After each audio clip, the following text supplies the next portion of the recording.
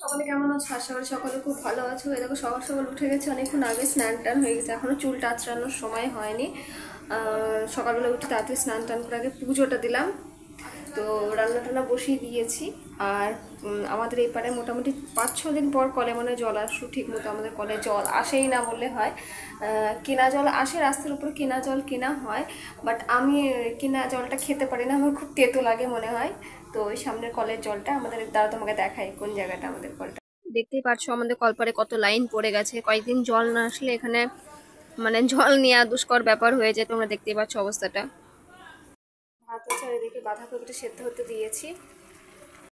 কি করছে? পড়তে বসতে কখনো বলেছি পড়তে বসে, এখনো মনে হয় পড়তে বসেনি, খেলে খেলেই বেড়াচ্ছে। পড়তে বসেছ? কি লিখছো? বানান করে করে পড়া করো, হ্যাঁ? আজকে স্কুল আছে কিন্তু। এই যে বসে বসে এখন পড়া করছে, পড়া করুক। কলে জল এসেছে, প্রচুর ভিড় কলে।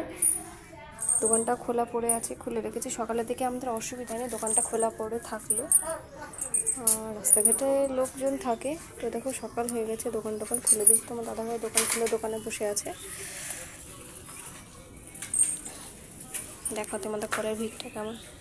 এ দেখো কত জার বোতল রাখা হয়ে গেছে কলপারে।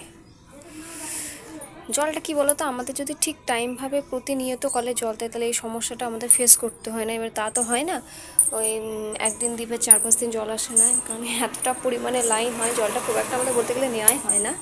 তো কেনা জলই বেশিরভাগ খেতে হয়। সকালে একটু চুল টুল কিছুই আঁচড়ানো হয়নি, জাস্ট চানটা করে পুজো টুজো দেওয়া হয়েছে, রান্নাটা দিকে বসিয়ে দিয়েছি। এর মাঝখানে ফাঁকে এবারে একটু চুল টুলগুলো আঁচড়াবো। তো ওইদিকে কলের লাইনও প্রচুর হয়ে গেছে। ছেলেকে বললাম, পীযুষকে বললাম একটা জার রেখে আসো, তো জার একটা রেখে এসেছে। এবার দেখা যাক, জল পাই না পেলে জল কিনতে হবে আবার। তো ঠিক আছে। মোটামুটি চুল টুল আঁচড়ে চলে এসেছি মোটামুটি। আজকে দোকানে কিছু কাজ করাবো, তো চলো কোন কোন জায়গায় কাজগুলো করাবো তোমাদের দেখিয়ে দিই ভিডিওতে। হয়েছিল কাজ টাজ, এই পাশগুলো সব লাগানো হয়েছিল, বাট কিছু পয়সা শর্ট হওয়ার কারণে তো তারপরে এই কয়েক মাস দোকানের বিক্রি পাট্টা যতটুকুনি হয়েছে তাদের দিয়ে দোকানে আর কিছু কাজ করাবো। এই পাশগুলো সব কাজ সেটিং করব, এই উপরে জায়গাগুলো করব, আরও নানা ধরনের কাজ। আর এই ধারটা পুরো কাচের লাইন করব, চুরি টুরি রাখতে সুবিধা হবে। তো আস্তে আস্তে দোকানের কাজগুলো আস্তে আস্তে আমরা কমপ্লিট করছি। তো কিছু কিছু কাজ হয়েছে, মোটামুটি ফার্স্টে যতটা পেরেছি দোকানের কাজটা কমপ্লিট করেছি। আরও এই ধারগুলো আজকে সব কাজ স্টার্ট করাবো। তো কাজটাও তোমাদের একদিন ভিডিওতে দেখাবো। তো ভিডিওটা ফুল কেমন লাগলো জানিও, কমেন্ট বক্সে কিন্তু জানাতে ভুলো না।